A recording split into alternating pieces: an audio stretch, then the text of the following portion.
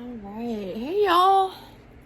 Hey, welcome back to my little corner of the world.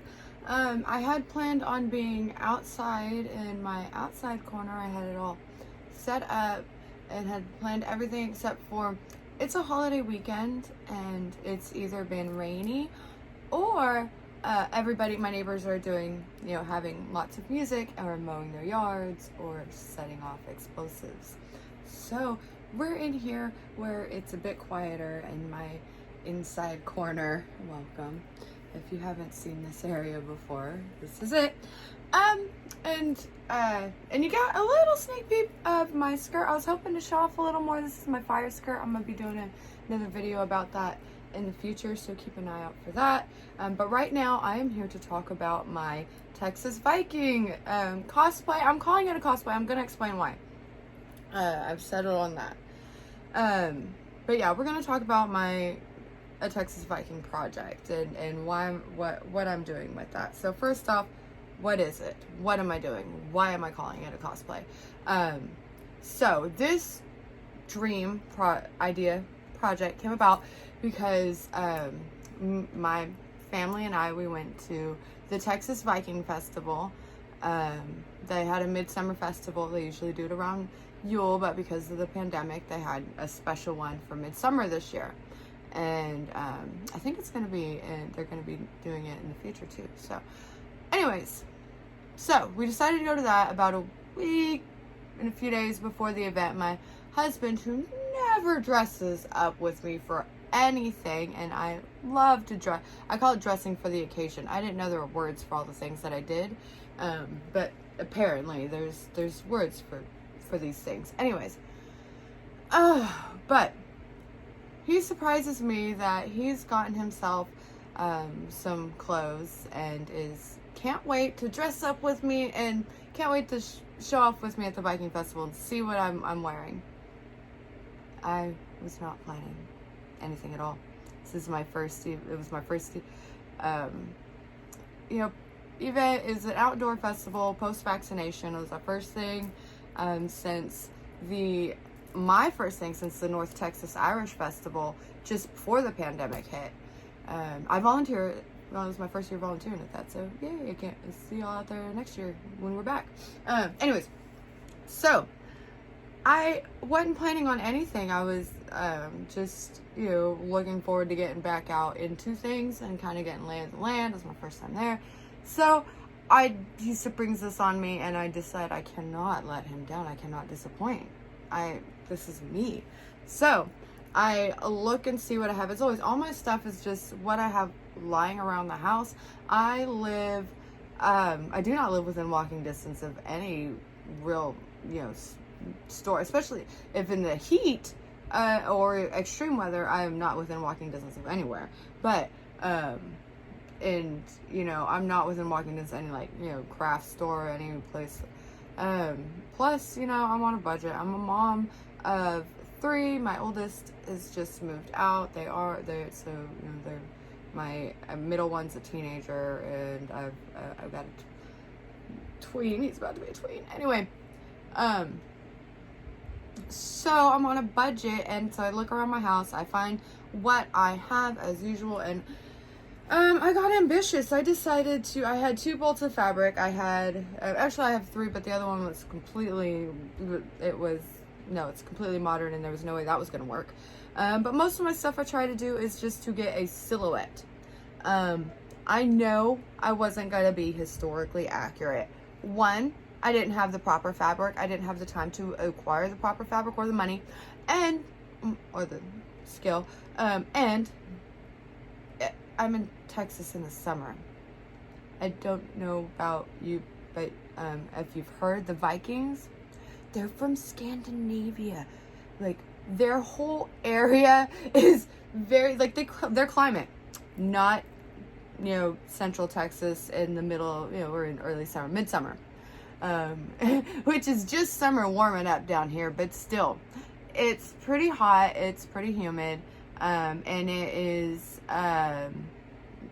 For my first event out, I felt like it wasn't pretty smart to put on a bunch of layers of linen and wool that I was not familiar with. So I went with these fabrics. I have this that is, you can see, is a pretty light, thin fabric. You can kind of see the light going through it. Oh, that's the back of my stitches. You're seeing the back of it. There's the front of the stitches of what I did for this. This ended up being my cloak. I'll talk more about that in a minute. But that was, and this was actually more of a white fabric. I'll talk more about what happened in a second there too. This was my other option, this color, and part of the impetus for this was I looked around in my closet. My usual garb that I have is mostly fairy and or fictional. It's fictional, fantasy, fairy. I'm just getting into the actually clothing historical stuff. Most of my historical stuff has just been lifestyle things. Trying to get in touch with, get to know my own grandparents and great grandparents better, because they're not around. I don't get to talk to them, so that's how I've gotten to know them, was learning things from their eras. So this was, this is further back than I've ever done before, but I was taking the same kind of approach to it. And one thing I was pretty sure of was nothing I'd ever seen actually of the era implied that they had the color of black that my other stuff was in, and that was not, I wasn't comfortable with that. So I thought this dark gray was something I maybe could have achieved that was something more appropriate. Turns out during my research, I think I made a good call on that.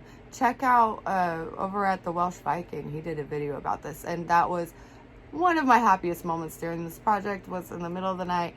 I was doubting whether I should have done this at all. I thought it was crazy. I was like 3 days into a stitching marathon, and I saw that video and saw that, oh wait, it is worth it. This gray was an accurate color. So yay. And if I can link it, I'm gonna link it, otherwise it'll be down in the comments. You should check him out, he's great. Anyways, and pretty much like his videos, I binged the whole thing during this project. And it kept me company in the middle of the night, long stitching. So when I saw this, all that to say, gosh, I talk a lot. I'm a chatty. That's why these are chatty videos. All that is to say, so I chose this fabric and decided to make it a apron dress tunic hybrid, something as it was a silhouette I was familiar with. I was pretty confident I could stitch 2 panels together, and this is hand stitched. That was another thing I knew I wanted to do. One, I'm just more comfortable with hand stitching. Most of my experience is with cross stitching and mending, and making like small bags and pouches. So this is the first time I've made an entire outfit. However, I was pretty pleased with how it came out. I didn't have a pattern. I literally just took a dress, threw it on the fabric, cut it out, pinned where I wanted, cut it out from there. I think I didn't even pin. I think I literally just laid the dress on there and cut the fabric out and then pinned the 2 panels together. And one thing I did want was to have the back straps come over the front to connect in this way to kind of mimic the look of the apron dress straps, the way they come over the front to attach, while having it a little sturdier. They're actually attached, and there is there's this bit of fabric here that makes it easier. It's sturdier to hold the brooches there. Also, these were too long. I had to bring the dress up. Because of the way I did it, there was a lot of pinning it and adjusting it as I went along. That's why these weird little side pleats, that's how those happen. But I kind of liked how it came out, so I'm not mad about it. I kind of like the extra drapey look it gives it. When it's all together with the beads on there. So I'm not mad about it. That's just how it fits my body, and that's how it had to be adjusted. So yeah, it is what it is. But I do have pleats. We do know, I did promise to talk about why archaeology. So that was, again, I've mentioned a couple of things. Archaeologically, we know the apron dress. That's something that was very popular among Viking women wherever they went. That's another thing we know, that Viking women, they adapted to the play, what we've seen, and what I've seen. Again, I'm an amateur. I am, I'll do another video more about what I'm doing here and why, and kind of why I do all this, but I'm an amateur. But when I refer to we, I mean we as in like current, common archaeological historical knowledge of right now, what we're looking at thereabouts. I mean, there's things, we're learning new stuff all the time. If you have something out there that I should, be paying attention to in regards to this stuff I'm talking about, like, yeah, let me know, heads up. Like, I love new things. I am currently reading, I'm going to do another video to go over my book list a little more thoroughly of what I'm reading. I've talked about it a little bit, it's right here. And I'm also reading a paper, listed, let me refer to that real quick. Before I forget, I want to make sure I mention it, because, look at this. This is, okay. It's Deviant Burials in Viking Age Scandinavia by Ruth Lydia Taylor, from the University of London. It's a academic paper. It's a thesis she wrote,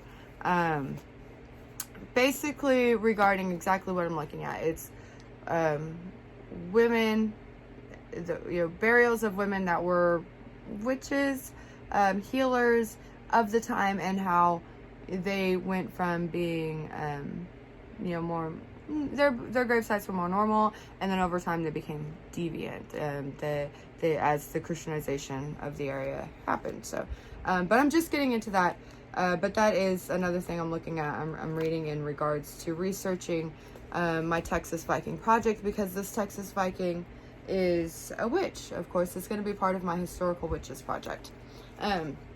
So back to the rest of what back to the outfit and the rest of what we know. We know another big thing about Viking women is they love pleats. So wherever they went, they tended to, kind of adapt to, bring in the cultural look, adapt, but keep that classic Viking fashion. They were fashionistas, and so one thing they loved is pleats. This is my first attempt. I haven't done pleats in a very long time, not since I was a kid, and my grandma taught me, and that was a couple decades ago. And that was on a machine, and this is way different, and this is fiddly. If you can't see this fabric, it's very thin. If you kind of can hold it up to a light. Oh, there, you can kind of see the light shining through it, and that's part of also why I chose it. I wanted it to be breezy. If you check out my video showcasing the photo shoot I did for myself for this, you can see I got the high slits. I wanted it to be breezy, because it was really hot. I know that's not exactly historically accurate, but I do have to adapt to my climate. And after I made this and realized I got, through with this I say fairly quickly, but I mean, it was a few nights of, I was stitching until midnight to 1 o'clock each night, and I really shouldn't have. These are work nights. But that was the thing. So I got this done in about 4 nights-ish. I mean, it done enough. I knew I was going to have finishing touches, and I would have time to make me a cloak. So I got the square. I don't know what type of fabric this is, but I would going to pass it off as my linen. And this would be my wool. I know it's not at all. I know that, all right? I just go for the silhouette and what I can afford. Remember, we're on a budget, but that's okay, because the point is we're having fun. I'm having fun. I do this for fun. I'm not in an educator, any type of, I'm not getting paid to do this. So I can have a little fun with it.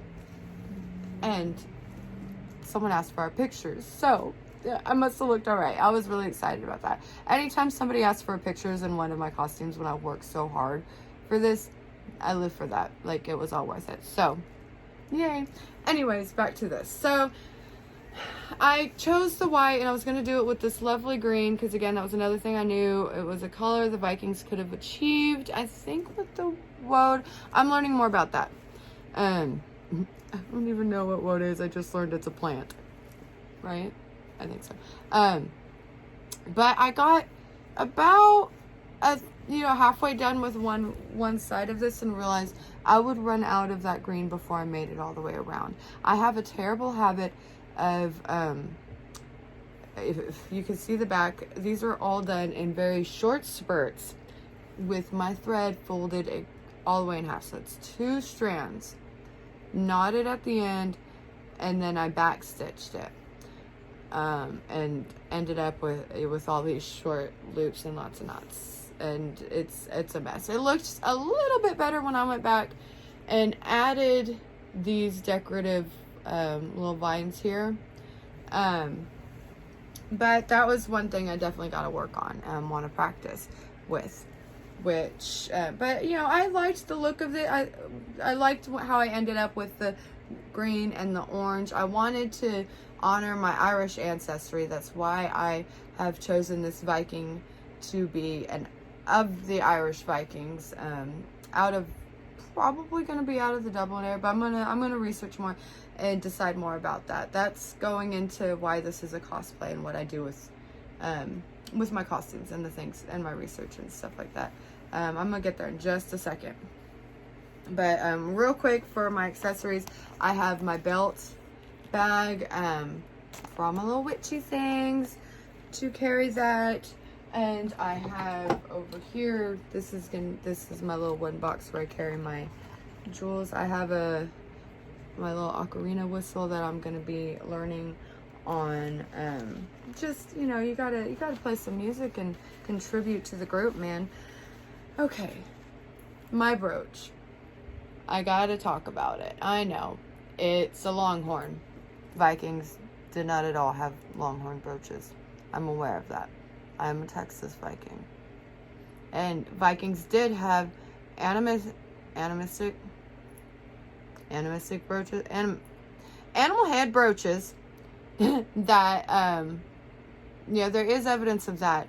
So I felt like if my Viking got to Texas and saw animals like these, she would want a brooch like that. I'm just saying. She would also want for beads, the beautiful beads she'd see the locals wearing, because I do know there's evidence the indigenous people here have worn turquoise. They use turquoise. I'm aware turquoise is huge in America, and especially in the Southwest. That's why I had this turquoise necklace, which I turned into my turquoise beads. I just added a little alligator clip to the other side. Again, I know these aren't historically accurate. These are to get the look, and it got the look. It's you got the Viking silhouette, but also with the Texas flair. And of course, she would not be a fashionable Viking anywhere she went if she did not have her brooches for which to hold her beads up with. So I made these. These were out of necklace medallions, and I used some I can't remember the type of cement, glue, adhesive stuff. I think it was one of the Loctites, but it was like the cement one. No, I don't think it was Loctite. Anyway, if I remember, I will drop it in the comments or something. I'll drop it in the description at some point in time if I remember. Anyways, but I used that, and it's held up pretty tight. I was worried about it in the heat and the humidity with the weights of, but that's also part of why I did it the way I did it, so there wouldn't be too much weight on them. It's sideways, and there is one strand of beads went on one side, one strand of beads went on this side, and I believe there was at least one, I think, somewhere I saw a version like that of the brooch and beads that were across like that, but I think it was like in an oval shape. I could not find the turquoise, and ooh, that opened, I'm gonna pin myself. I could not find the turquoise in an oval shape. I had one trip to the store. When I did this was one of the things I splurged on. and didn't really splurge. It was a few bucks, a couple bucks each. But still, that is a splurge for me to buy anything for any of the stuff I do. If I don't, I'm a scavenger. I have all kinds of stuff that I save just in case it's going to come in handy. Like those beads, and then I had one more strand of beads that was right here. And these actually I had bought a while ago at the DFW Pagan Unity Fest. Another thing I volunteer at. Keep an eye out for that in the coming months. We'll be back, yay. But this beautiful turquoise and copper necklace, and there's another stone, couple other stones in here, but I forget. But anyways, halide maybe. Anyways, so yeah, I have one clip there. I added another clip on that side. You get what it looks like. It don't need to focus. To attach it again, it's the same thing with the other ones. Real quick, also made to attach my embroidery scissors on. I made this little braided chain, and this is my little key for my jewelry box, and it's just hooked on like this. I know it's again not era appropriate, but I had a few days to throw this together real fast, and this is what I had around the house, except for this leather strands was something that was another thing I bought when I went and got the beads for the brooch, and I bought this, but I had the backs already. I did have those. And again, I couldn't find a brooch to go on my cloak that I liked. I saw this and I was like, yeah, Texas Viking, I would like that if it was, and that's my whole point about all these. One more thing that I bought on that trip, when I pulled out my usual leather ballet flats that I use for these events to get the impression of the older, leather turn shoe of the era, I realized the bottoms were falling apart. I threw them away. I would show them to you, but I'd already thrown them away. I'm gonna have a picture of them. You can find them. I'm probably gonna post it over on my Instagram and when I post this video. So keep an eye, or that's gonna be over at KillaCasey327. That's me on Instagram. Anyways, so I went for these shoes. How did I end up with these shoes? We have one place, within a reasonable, the closest place to go, it's like a 20-minute drive, but that has a craft store and one of those discount clothing stores, Ross. That was at Ross. But and then the other one, Joann's Crafts and Fabrics, I think is what it is. So those are in one area, and they're all over the place. They pop up. So I went to that and found the bead stuff, and then went into Ross and ended up finding these. What I was looking for, I wanted pointy, because that was the most common look of most of the earlier medieval era, pretty much up until modern times. The pointy was it's very common look, so you can get away with anything pointy, and it's leather. That was the other thing I wanted.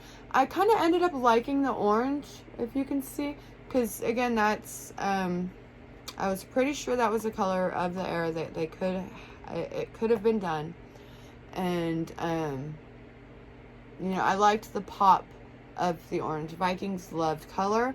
That's something you don't get to see a lot in the pop culture and stuff. Is something Vikings loved color, so I wanted to go with that. So I loved when I thought of the turquoise and this pop of orange and the orange and the green on the cloak.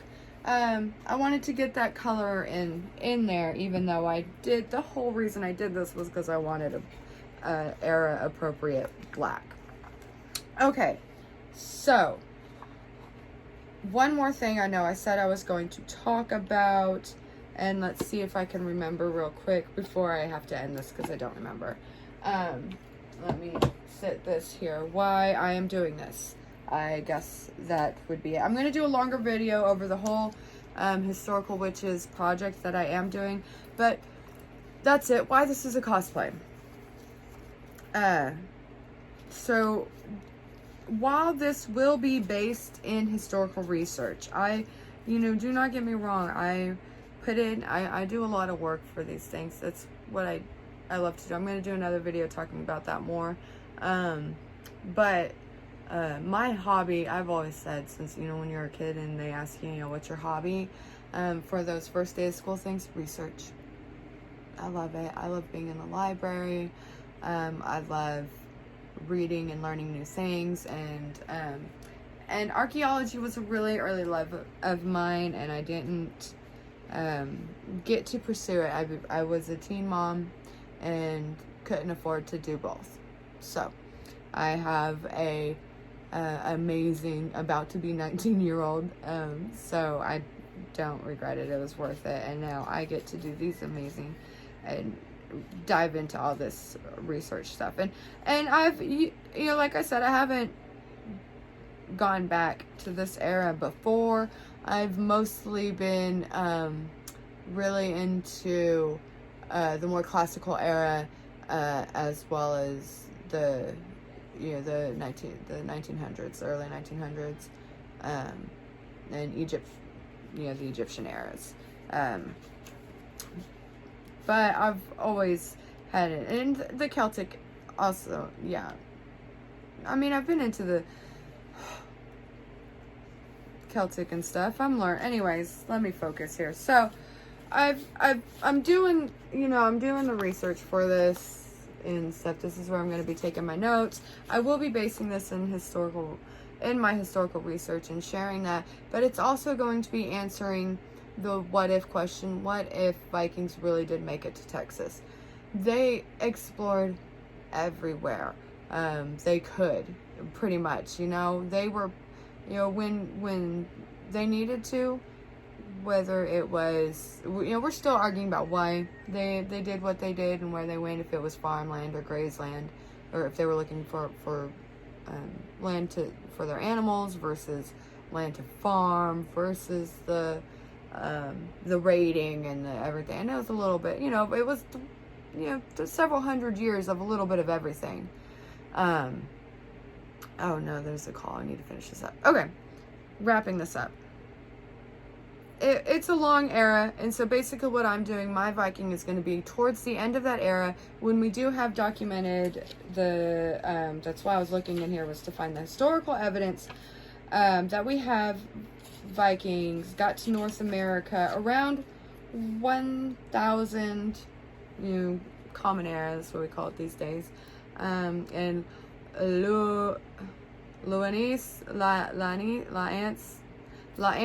Meadows. I cannot pronounce French things. But up in Newfoundland, Canada. So my Viking will be based around maybe about 60 years after that. I am looking for, I know we've seen that we have evidence they were there, that this is probably a base for raiding and trading, or but we really don't know that much about what this place was. But I'm going to be setting it around that era. That's what I'm researching, is that era. And what I do when I do these things is I dive into the contextual evidence we have of that time. But this is going to be completely a hypothetical thing. That's why it's a cosplay. It's not a historical reenactment. Because this isn't historical. We have no evidence the Vikings ever actually made it to Texas. Sorry. I mean, I wish we did. But I am thinking this is going to be, what if, why would they go? Why would they keep going?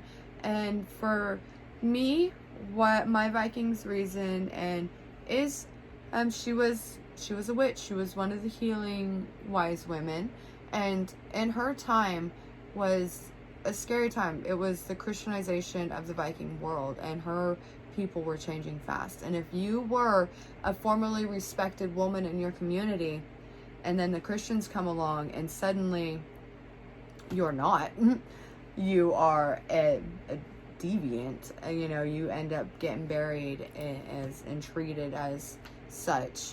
You know that your standing in society changed. And my thinking for this, why would you stay for that? I wouldn't. So that's what this is going to be. That's my perspective of where this person, my Viking, is coming from. Is, you know, there wasn't anything else left for them back home, so they kept going. When the rest of whatever, when that settlement closed down and they all went back, I am you know, this is going to be hypothetical conjecture, you know, of what if they did keep going, and they kept going until maybe they got, I don't know, caught up in a storm around Florida, knocked into the Gulf Coast, followed some whales to their feeding grounds along the Gulf of Mexico down there, and ended up in Texas. And we're like, paradise, because everybody thinks it's paradise when they get here. We're known for that. It is. I love this place. I love the land here. It's the land. It's what it is. And the wild weather keeps you on your toes. Anyways, all right, I'm going to wrap this up. I've been talking too long. Turns out I'm going to be talking about why my Viking is armed in another video. But yes, long story short, yeah, she's going to be armed. Of course, she's out there traveling the world and will need to defend herself, because otherwise she'd be an idiot, and she's not an idiot. Duh. Okay, so I'm going to end this up. Thank you so much for watching. If you've made it all the way through, I really appreciate it. This is really fun. I'm coming back, you know, I'm going to have more videos up about what I'm reading, what's in the book stack over here, more about this project, this overall, what I want to do with this historical witches project, and why I'm doing it, and lots of other fun videos, more stuff talking about my other craft projects. I'll be talking more about this fire skirt of mine, so keep an eye out for that. Do all the things, the liking, no, that's wrong thing. This is, thumbs upping. Do the thumbs upping and the subscribing and the sharing and all the things, you know, you guys know what to do. Thanks. I really appreciate you watching if you've made it this far. I'm so new to this. Bye.